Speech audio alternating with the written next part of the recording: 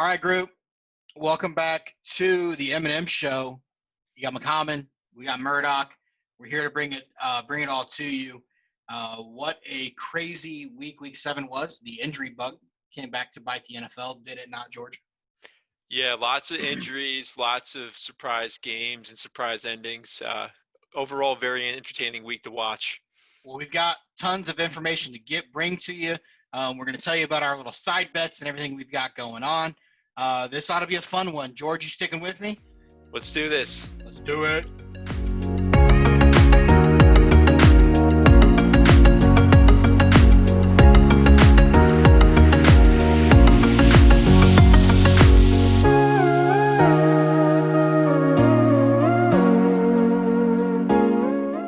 Welcome back. So, as we mentioned, week 8 is upon us. Week 7 is in the books.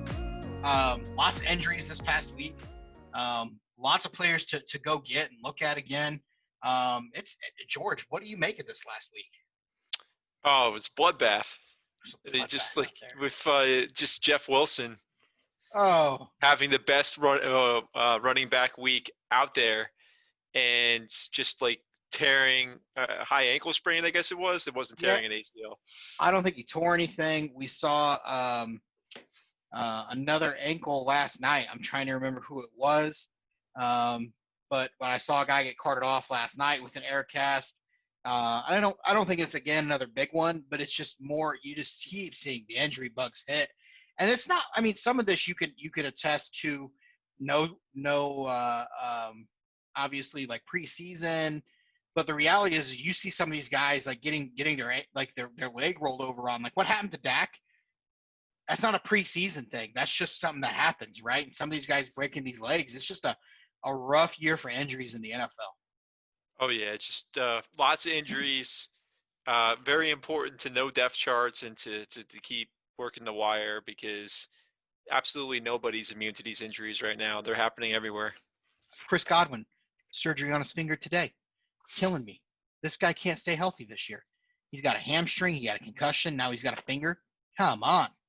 So we're going to bring it all to you today, though, all the good fun. And I can tell you right now, the folks I'm excited about and the folks I'm worried about, all directly related to injuries. So let's kick it off out of the gate. So last week, the guys we were excited about. George, who did you have? Last week, I had Tyreek Hill. Mm-hmm. I had Kyler Murray. Mm-hmm. And then for running back, I had it was Mr. Swift, wasn't it? Yep, DeAndre Swift. Yeah, I mean, you had an okay week, and Murray. You talk about a guy I'm going to continue to be excited about. Mm-hmm. Murray's out there balling, and again, I don't know how excited I am for his long-term fantasy, or not fantasy, but NFL hopes and all of that. Like, he's a fine guy. This was probably the first time he really put the team on his back and led them to a win. You got to give him, and he did it over Russell Wilson. So, like, mad props. Had him in my fantasy lineup this week. Probably the only reason I won by 1.3 points, by the way. So, I mean, close game. Got the win out there. But unfortunately for you, I did do the cheap thing. I double stacked it here, but one of the guys I double stacked was Rodgers with Davante Adams, who just went off. I think it's safe to say Davante Adams is over that soft tissue injury, right? Oh yeah, he's getting separation. Like, he's just constantly open. I mean, and this is the second time he's had a game like this year. He is a monster. So, and then the other guy I had was Kareem Hunt, who, taking advantage of him. What do you think? Let me ask you. Let's get out your crystal ball, mm-hmm. and like, full disclosure, this wasn't something we prepped for, but get out your crystal ball. What is Kareem Hunt's value in like 3 weeks when Nick Chubb is practicing and about to play again? I think Kareem Hunt right now is a running back, like low end 1, high or higher end 2, and he's going to revert back to being a running back to flex play. Sure. Yeah, I think you're probably right. Like, very touchdown dependent, because I think they want to continue to run the ball heavily with Nick Chubb and between the tackles. And not that Kareem can't do that, but it's not Nick Chubb. You know what I mean? Well, you gotta remember too that the injury bug is coming out to play for the Browns, so there's going to be more targets to the folks that could actually catch the ball. So it's I think all the hype is good, and I think anybody that took him in the position they took him during the draft is feeling pretty good right now because you got a couple of extra weeks out of him being a running back one, running back two, and now he's going to Still a revert back to solid the flex play. flex. Yeah, Yep. still a solid flex play. Yeah, you're right about that. So then let's jump in. So I got you again. This past week, and I did miss a couple games in the pick'em, but we'll touch that in a little bit. Let's go back to who's got you worried a little bit this week. I've got some guys on my own, but who's got you worried? Okay, so I'll start out with running back. Um, I'm a little bit concerned about Josh Jacobs. Mm-hmm. He came out gangbusters, and he was a first or second round pick. He just hasn't looked like he's that much part of the offense the past couple of weeks. Looks like that there's a lot more throwing involved, and it's a lot more possession based football, and a lot less running the ball, like smash mouth running the ball downhill. So I'm a little concerned about Josh Jacobs. I think everybody that thought he was going to be the next best thing when he had a big week one, week two. I'm thinking that they're probably pretty concerned about him now and what he's going to look like for the rest of the year. Yeah, you've definitely got some question marks there. You don't know what his year looks like long term. For sure, there's definitely concern there. I'll tell you what. Last week, my running back to be worried about was Mike Davis, and then he promptly confirmed my worries and laid another egg this week. And in a game that like surprisingly Carolina was in because DJ Moore finally found his legs out there. Um, and so I'm going to continue to be worried about Mike Davis, though. Again, if you've got him in a fantasy league and you've just been riding that hot hand, like McCaffrey was up, they've activated they've put him in the to come back from IR list. He was out on the practice field today. I don't know that they're going to activate him for Thursday. Maybe they do, maybe they don't. But like there was some talk like initially, hey, Mike Davis might be able to hang around and still have some fantasy value because of how well he's playing. Nope.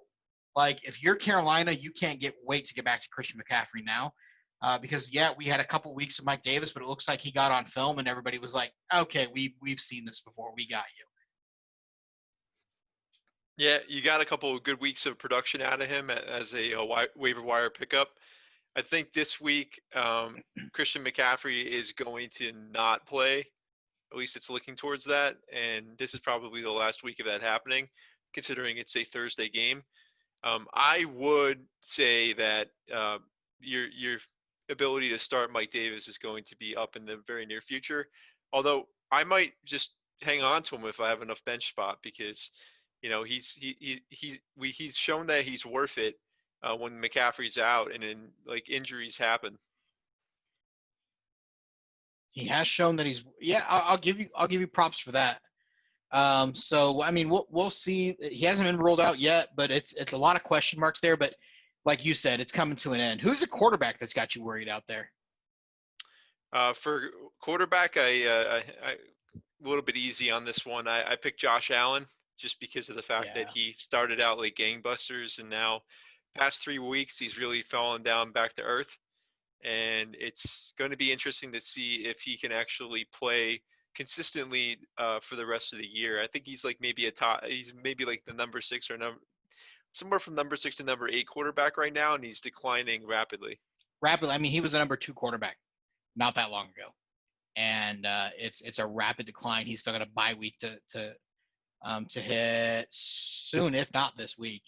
And so that's coming up, and there's definitely concerns there. And realistically, I don't disagree with you. I mean that was actually one of the guys I was going to go with, but I don't want to steal your thunder there. Um, Man, a guy that I'm worried about. I was worried about Jimmy Garoppolo, and then he went and played well. So I'm going to go the opposite side of the football over there and tell you that I'm all sorts of worried about Cam Newton. It's funny because going into the season, people were like, the Patriots got to steal. And I mean, I guess they did. They're not really paying Cam much. He's an MVP quarterback. No. He was an MVP quarterback. And now we're seeing why Carolina was like, okay, you can go, dude. He's lost, and he was never like, look back on the games they won where he played well. It was just because he could run the ball. It wasn't because he was out there chucking it. And so I think if you look at Cam, he's done. I don't. He's on a 1-year contract with the Patriots now, and unless he's okay going to a reserve kind of prove it role, I don't. Do you see it? Nobody's going to let him start for them next year. Probably not. Yeah, so he started out really well the first couple weeks, then a whole COVID thing came up. Not that I'm saying that it has a huge effect on his ability to perform, but at the same time, it did create some sort of weird Yeah. like gap period between him playing and him getting back out on the field. I'm concerned about him. I was concerned about him going into this year. Yeah, I agree. Yeah. Uh, so I think whoever picked him up hopefully didn't pick him up for too much and got what they could out of him. Yeah, I wouldn't disagree with you there. Let me tell you about the wide receiver that still got me concerned. Will continue to have me concerned for the foreseeable future. I'm all sorts of worried about Michael Gallup still. He had 2 targets, no catches this past week. He had a bunch of targets and dropped a touchdown catch. We don't know who's going to play at quarterback for the Cowboys this week, and it almost doesn't seem like it's going to matter. That team's obviously falling apart. They've got their own issues. They just look disinterested at this point. Yeah, I mean, he is a great possession receiver. He's a great complement receiver.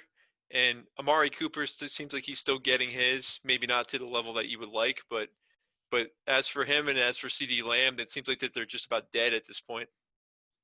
Yeah, it's obviously rough on them, and it'll be interesting to see where this kind of goes down the wire, how it ends up working out for him. So, I had high hopes for him in a couple leagues this year, and it's just a shame to see because he was very hit or miss before Dak got hurt. It just seems like any value that was there is just long gone now. Yeah, my concern at wide receiver is DJ Chark because he had such a great year last year and he was so electric and explosive. And I don't think it necessarily is his fault. I think maybe Gardner Minshew is just check down Charlie right now. He must have thrown the ball to James Robinson like 8 times in the game that I was watching.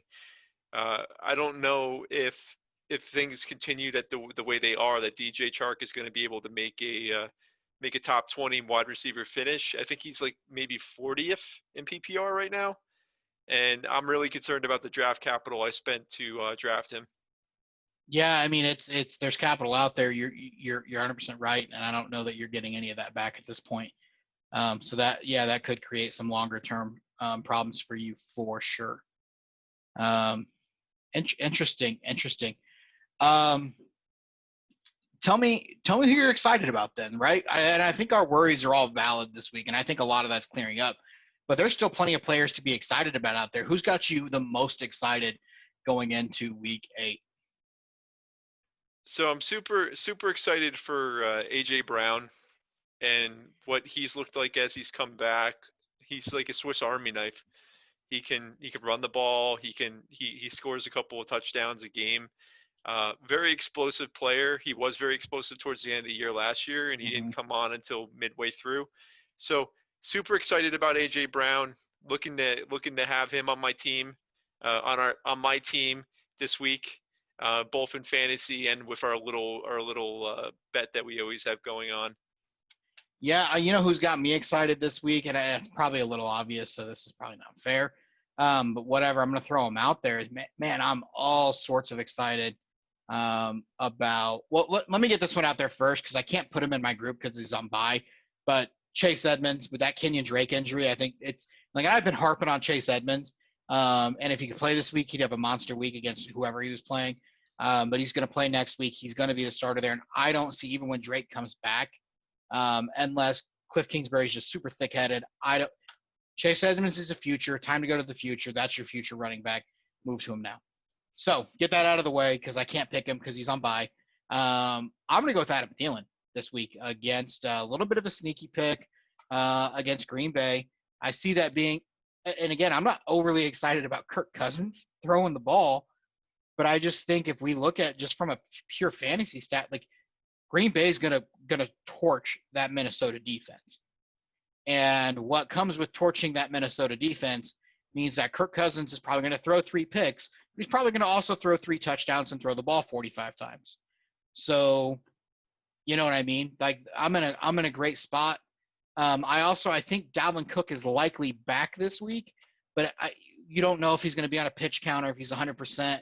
And so I'm not super worried about them just trying to control the clock with Dalvin Cook, even though they're coming off a bye. So I think Adam Thielen is due to have a big week this week from a receiver standpoint. Hey man, that's good. That's about at the same level as mine. So we'll see who makes out best this week on that one. There we go. Who's the running back that's got you excited that isn't on a bye? Oh, I had a lot of James Robinson love over the weekend, but he's on a bye this week. I hope he rests up and he Ready to go when you get back? Oh yeah, stays out of the public, wraps himself up with bubble tape, bubble wrap, and make sure he doesn't get hurt. But I'm gonna go with one that I've been waiting to really pop. James Conner. They're playing the Ravens, which at least you're going with an easy matchup. Yeah, which so generally speaking, Steelers, Ravens, real poppy in the mouth type football. I'm expecting to have a lot of running from James Conner. He has been teetering on elite status, or at least RB2 at least. I'm going to say he's going to be an RB1 this week. Okay. That's an interesting pick. I don't necessarily hope you're wrong, but I don't know. That's an interesting. That's a tough matchup. I'm going to play the matchup game here, and I've been waiting on this guy to go off. We talked about this a little off air before the show really got going. I'm going to take my boy Jonathan Taylor. I think the Colts run the ball a ton against Detroit, and I think JT finally has himself a game. And if you look at that's a fairly soft matchup from the Lions. They're not. I think they're 27th against the run this year so far, at least allowing fantasy points to backs. So I'll take that. I think they ended up allowing at least 1 touchdown, if not 2 touchdowns, to Todd Gurley. Although one of those touchdowns to Todd Gurley cost the Falcons the game. By the way, the most Falcon way to lose a football game ever, right? Yeah. So I think it was 2 touchdown game. He wanted it to be a 1 touchdown game. But the way he wanted it was he wanted to stop last minute on the 1 yard line, which I've seen him do before. To seal a game when he was with the Rams, but this time it feels like that he just let adrenaline get to him. I guess that hurts. You know what's funny is and people, if you're not a big college football guy, that happened twice this week. One of them in a college football game. Now I'm a big Indiana fan. If you know me well, you know that about me. And Indiana beat. If you haven't seen the highlights, go watch the highlights of this game. It was insane. But Indiana beat Penn State this weekend. First win over a top 10 team since 1987. So, we've been due for a while. But happened in that game, right? Penn State was up 1. Somebody didn't get the message to the running back. He runs into the end zone. About a minute and a half left. Indiana goes down, scores the 2-point conversion, gets the ball second in overtime, scores the touchdown, and then just the craziest 2-point conversion known to man to win that game. So insane. Go watch the highlights. I cannot do it justice. Needless to say, I'm still missing some of my voice from screaming on Saturday. Yeah, I heard there was a big time mistake similar to what happened with Gurley with Penn State, and I just wasn't quite sure what it was, but that makes a lot of sense. There's a lot of really loyal Penn State fans out there. Yep. Well, I'm sure they were all saying that the guy didn't actually get in the end zone, but I can assure you on that conversion, there was no way to overturn that. So Good stuff, nevertheless. Uh, Tell me now back on track to the NFL. Who's that quarterback that you think, all right, this is the week? And I have a feeling I know who you're going to go with, but I'm curious here. Who you got this week? All right, so I'm going to continue with my uh, trying to pick some of the underdogs here. He's probably not an underdog if you've been paying attention, but I'm going to go with Carson Wentz against the I knew Cowboys. you were going. Yeah, the Carson. It's not so much. I mean, and number 7 quarterback right now. So he's under the radar. Nobody, like, I think you dropped him earlier in the year, right? Like, Oh, I picked him back up though. obviously, I mean, number 7 quarterback right now. He's been having games here recently, and man, the matchup.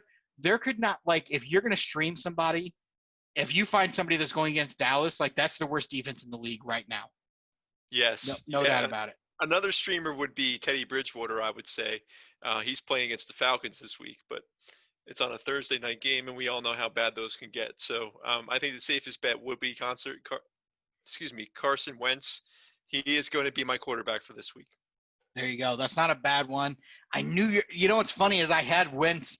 I haven't pulled up on my screen to talk about him, and I let you go first. That was my mistake. All right, well now I got to go find another quarterback to go with. Man, it'd be tempting to go with Philip Rivers to finally have a game, but I just don't. I don't have the trust in him. Not to mention, You can't stack Rivers with a running back. They're not gonna, like, Rivers and Jonathan Taylor aren't going to both go off. Mhm. So I feel like this might be a little, like you said, like a little obvious, especially if you've been paying any attention. Not to mention the name recognition, but I might go with Brady here. But I don't love the matchup against the Giants. That's the only thing that kills me. But Brady's been playing so well recently that it's hard to. It really is kind of hard to bet against him in the moment. Um, Man, you've got me taken out a little bit here because now I'm trying to, like, who's the guy? Who can be the guy? Listen, Brady is a great pick. Yeah, he could be. I just don't love that matchup against. I don't love the matchup against the Giants. I think the Giants' defense, that offense is bad. I don't think that defense is all that bad, and although they're going to be on the field a lot, if I was going to pick somebody from Tampa this week, I think Ronald Jones is a guy that you could see having a game from Tampa this week. Here's who I'm going to go with. I'm going to take him back-to-back weeks. He had a big matchup against them in week 1. He's going to have another big game this week. Aaron Rodgers against that pretty porous. And I wouldn't take him, but if you take in the number 7 quarterback, I can sure enough take the number 9 quarterback in Aaron Rodgers. There you go. Right? I wasn't going to go that route, but I'll go Rodgers in back-to-back weeks. Another guy that could have a sneaky game. In fact, you know what? I'm going to change it. I'm going to go off the charts. I'm going to go with Tannehill. Ryan Tannehill against Cincinnati. I like that matchup. I think that's a solid spot. And you just got to remember, every time A.J. Brown gets points for you, Tannehill's getting points for me. So keep that one in the back of your mind there, Georgie. I got it. I think that's also a good pick up against Cincinnati, which is a. Rivers threw 3 touchdowns against Cincinnati, so yeah, and Rivers sucks. It's a good matchup, so we'll see how it goes. We will see how it goes. All righty. Well, George, tell me who's out there on that pickup wire. And I think, let me start this one. I think he's not available in our leagues because I've been high on him since like week 1. But I think Chase Edmonds is available in a ton of leagues. So if he is, go get him. Otherwise, George, who do you like as a pickup candidate? Oh man, I've got so many this week. This week is the week that everybody is coming back healthy that you cared about or believed in the beginning of the year. So just kind of hedge your bet, take your chance on that young wide receiver that you were interested in the beginning of the year. Ayuk is coming on a little bit, but Jalen Reagor's coming back. Carson Wentz is going to need to throw to him now that Sean Jackson's done for the year, or at least done for at least a month or two. And your boy Michael Pittman is due back from his surgery this week. Is he really? Yes. I had not even heard that. I don't think he's a guy I want to pick up. If I'm honest, I like Ayuk as a pickup option. Um, I think if Boston Scott against Dallas, if there's any chance that Miles Sanders isn't playing again this week, Boston Scott's an easy pickup.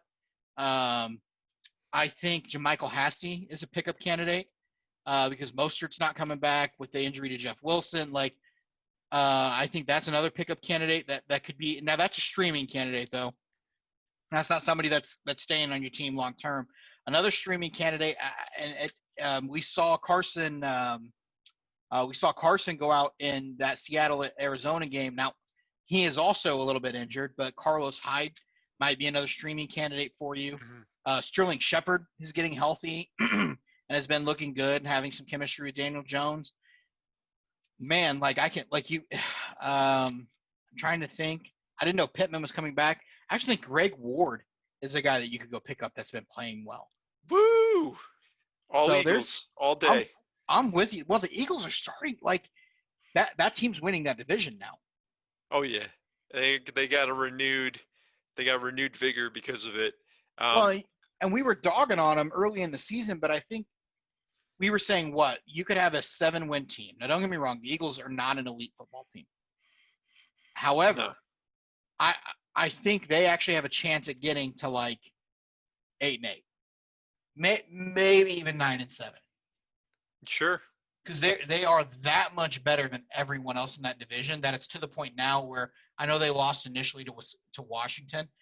They may not lose a game for the rest of the division. I'll also tell you, and it's hard to tell because Kyle Allen looked good against the Cowboys, but that could also just be the fact that it was the Cowboys, falling apart. But if Kyle Allen can be a competent quarterback, Washington's defense is good. Like he doesn't have to be great, but if he can just not turn the ball over and get them in 2 or 3 scoring drives a game, they'll win some games. Oh yeah. And then for running backs for me, I agree with Boston Scott. I think he's a great plug-in, especially if you're waiting for Miles Sanders to get back. JaMychal Hasty, I agree with. Anybody that's going to be the primary ball carrier on the Niners is going to be worth their weight in gold there. Michael Pirine from the Jets, and Gus Edwards, because it looks like that Mark Ingram is going to be out this week or has a chance to not play this week. Gus Edwards is the next best running back there for the Ravens. I got one more for you, okay? With the injury to Odell Beckham. Now this is a reach, okay? This is put him on your watch list and see what happens. Donovan Peoples-Jones. That kid was a stud in college, and he seems to have already got a report. Like came in and played, and I think 3 catches on a handful of targets. Maybe even caught all 3 of his targets and had a tutter on Sunday. So he's somebody that could be a sneaky guy playing in the stead of Odell Beckham. So there's a lot of wide receivers. Yeah, there's a lot of wide receivers you could choose from. Yeah, so now that one's definitely a bit more of a reach, but I think that he's an interesting possible pickup, especially because you got injuries. I mean, guys like Scotty Miller are still out there too. So I mean, who you can't trust week to week, but it's just with Godwin hurt, of course you don't know what Antonio Brown's going to be doing either. So a lot of things to do. Pay attention to that waiver wire and go get somebody. I mean, Kendrick Bourne, right? Because sure enough, like everybody in San Francisco continues to just get hurt. Yeah, I mean, last thoughts for tight end. I hate to go all Eagles, but get Dallas Goedert's due back. Yeah. With Zach Ertz being hurt, he's a good fit there. Also, they had a the name is I think it's Rogers. Richard Rogers, if I'm not mistaken, is Richard his name. Rogers. Yeah, he looked really good too. So I was going to say everybody looks better than what Zach Ertz was looking like. Oh yeah, I was going to say the former Packer, and then you remembered his first name, so that's good. But what do you think about with quarterbacks? Do you have anybody that you're excited for? I mean, from a QB perspective, if you're just looking to stream somebody this week, Garoppolo against Seattle. That Seattle defense has proved to be porous, so that could be an interesting streaming candidate. Although, man, you just have to figure at some point those injuries are going to catch up. And with Seattle's defense being as good as it, or San Francisco's defense being as good as it is, there might be a scenario where they end up running the ball a ton. And then you mentioned Teddy Bridgewater. He's not again, if you have to stream somebody, the Falcons are a decent team to stream against. I believe last in the league against quarterbacks and fantasy points given up. So that's a spot where you could find some joy there. And Rivers is out there too, although I anticipate the Colts running the ball a lot against Detroit. We know I know Rivers likes his stats, but I also know that my boy Frank Reich wants to run the ball. So we'll see what happens coming out of the bye week there for the Colts. Yeah, if you have an extra spot at the end of your bench, it's going to sound a little crazy, but pick up Tua. Yeah, if because he could end up being okay, and Fitzmagic was balling out. So yeah, I mean, for them to tell him to take a seat, you might want to get some investment on. If it's just a bench stash, pick up Tua, see what happens, especially if it's a keeper league or if it's got some sort of ramifications in that regard. Pick him up. It's worth a shot.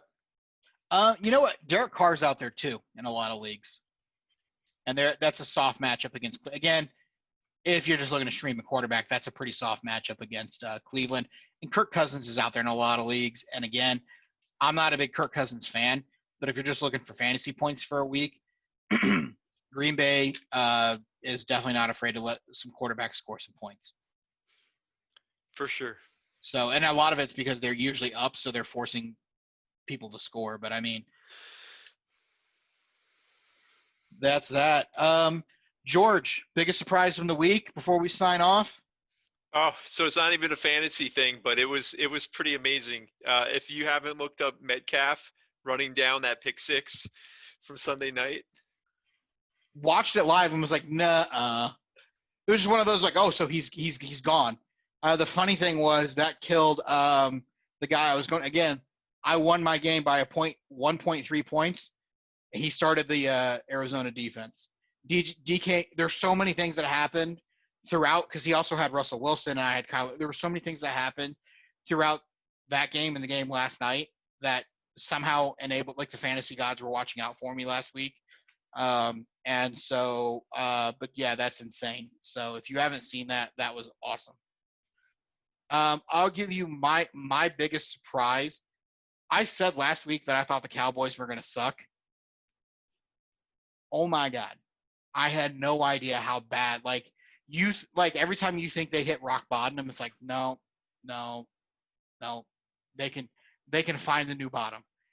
And it actually gives me a lot of, I mean, dude, Dak Prescott, like respect for him. How much was he carrying this team? a lot.